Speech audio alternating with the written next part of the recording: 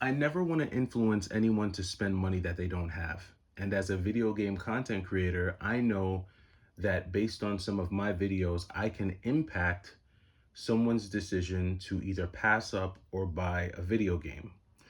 And while on one hand, I do love the notion of being able to spread knowledge about a game that would bring someone joy, I also hate when I see someone buying a game, especially if it's a game that's really expensive, and it turns out they can't afford it. And I've seen this happen on my channel on both sides of the spectrum. I've had people come to me and say, "Hey, Y2K, you mentioned this game on your channel the other day, and I bought it, and man, I've been having a blast, and it's a ton of fun, and I really enjoy it." And I think that that is amazing. I love when I can do that, and I love when the channel is a way for people to discover games that they never knew was out there. But I've also had, on the other hand, where I've actually seen people say, man, Y2K, I think I overdid it this week. I spent $1,000. I spent $2,000 that I really didn't have. I don't know what I'm going to do next month. And I really hate that too, because you never want anything, whether it's a video game hobby, a movie collecting hobby, you never want to overextend yourself to the point where you can't meet your everyday financial obligations. And I was streaming last night. I was actually playing a game called Axlay. Some of you might know it. It's one of the better shoot 'em ups on the Super Nintendo. And I got a question during that stream, and someone had asked me, they said, "Hey, Y2K, do you believe in set collecting?" And I wasn't sure if they were asking me if I believed in collecting full sets of a franchise, or if they meant that, or if they were asking if I believe in collecting every game for a particular console. I think they were asking me if I believed in collecting every game for a particular console. And my answer to them was absolutely not. And the reason why I said that is because I think when you buy games in an obligatory manner, meaning you feel like you have to buy this game, even though you don't like it, you're not going to play it, but you have to buy it out of some compulsory need to finish an entire set. I think that is when regret begins to set in post completion of the set. And that's where you start to see people develop somewhat of a resentment towards collecting. They start to hate the hobby, they walk away from the hobby, and they then begin to chastise the hobby, right? And people who were once major proponents of retro game collecting and video game playing, now they're the biggest haters, and they're the biggest, they loathe the hobby, and it's because they've been hurt, and they've in essence hurt themselves by not being good stewards of their finances and making sure that they were being wise with their purchases. I recommended to that person it was the last night, I think, in the live stream. I said, buy what you like and have a curated collection. And know when to pull the trigger and when not to pull the trigger. There are some things in my collection that I've wanted for a really long time, and I've never found them. And while, yes, I could go on eBay and buy them, like I have the means to go on eBay and purchase them, there are certain things I'm willing to wait for. There are other things that I felt, you know what, I can't wait for this. I'm going to go ahead and buy it now because I'm not seeing another path other than this opportunity that I have right here. And as a collector, one, you need to know the market. You need to know the availability of video games. You need to know, based on your position in life, both geographically, financially, mentally, emotionally, you need to know where you're at, and whether or not you're going to have another opportunity to purchase a certain game, and then you need to go from there. I've always wanted a backwards compatible PlayStation 3. I've always wanted one. And while, yes, I could have gone online and purchased one 4, 5, 6, however long ago, how many years ago, I waited and I waited and I waited. And luckily last month, I ran into one at a thrift store, and I paid less than half of what the market rate is for a PlayStation 3. I paid $120 for this.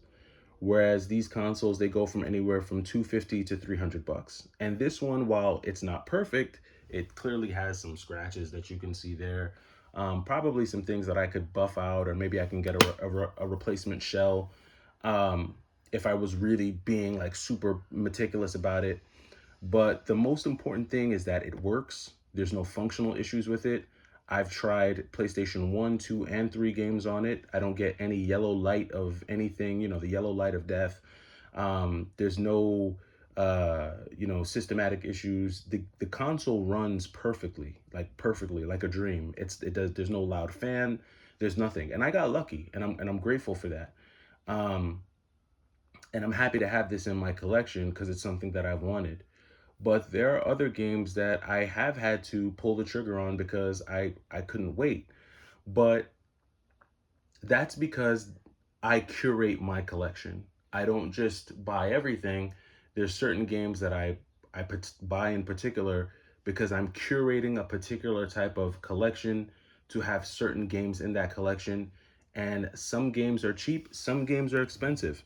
On one hand, I might get a $10 game like Naruto 2 because it's a very good looking and interesting feeling beat 'em up. Or I might buy a mid-level game like a Mega Man Extreme 2, which isn't $100. It's in the $35 to $40 range, but it's a quality game. But then you might have a game like Metal Storm, which is a $100 plus game, but it's a game that I might find during a buy two get one. There are games that I might trade for, like Phantasy Star Online, which isn't a rare title by any means, and it's actually the cheaper version of the two. There's a more expensive version, but this is an action RPG that I've wanted to experience. So I traded, or actually no, I picked this one up when it was 35 or $40. But then you have other games in my collection like Spike Out Battle Street, which is a $170 to $175 game, but this is a very rare game, and I've only seen it one time live in a store. So when I got the opportunity to pick it up for I think around 150 or 160, I went ahead and pulled the trigger because it was complete in box. It was in great condition, and this was one that I wanted to have in my collection. But I don't believe in building out an entire Xbox collection. This might be one out of 20 Xbox games that I have in my collection, and that's a collection that I don't plan on expanding. But then you have other games like Teen Titans, a game that, at least when I grabbed it, this is like a $16, $17 game. I know it's probably gone up and it continues to go up, but Teen Titans is an amazing multiplayer action beat 'em up game uh, for the PlayStation 2. And so these games all kind of feed into my gameplay style, and these are games that I would want to have in my collection because I find them fun. But I don't believe in getting every PlayStation 2 game or every NES game. I don't need to have every Game Boy Color game. I maybe have 7 Game Boy Color games. Maybe I have 40 NES games. Maybe I have 100 PS2 games. It just depends on the game and how much I like it. But I never want to overextend myself, one, and I do not feel the need to have every single game for a console, or even every single game in a franchise. Just because I have Naruto Ninja Council 2 doesn't mean I need to go buy every single Naruto game out there across all the platforms. Maybe I only want the beat 'em ups, which would be Ninja Council 1 through 4, plus Shippuden versus Sasuke, or whatever that other one's called. Maybe I only want the beat 'em up games. I say chase what you like, but never overextend yourself.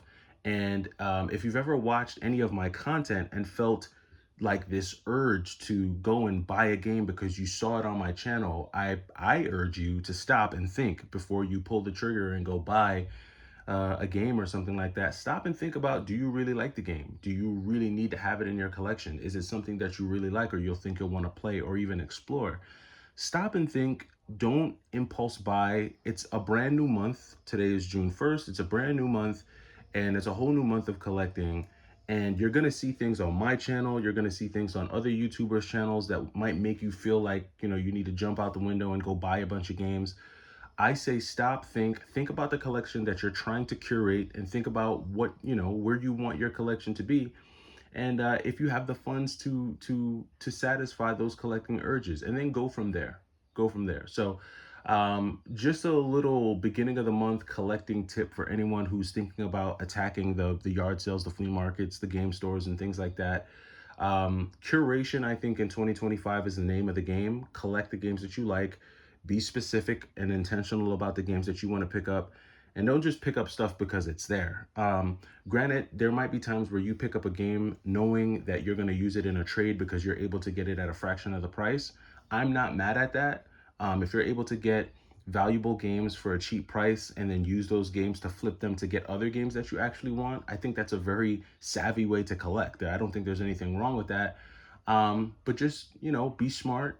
And more than anything else, keep your emotions in check. Try not to do emotional collecting or impulse collecting, and just really be intentional. But that's all that I have for you this morning on this first day of June. Hopefully you had a great May, and hopefully June brings you a lot of success. I'll catch you in the next video. It's the Y2K Collector. Take it easy.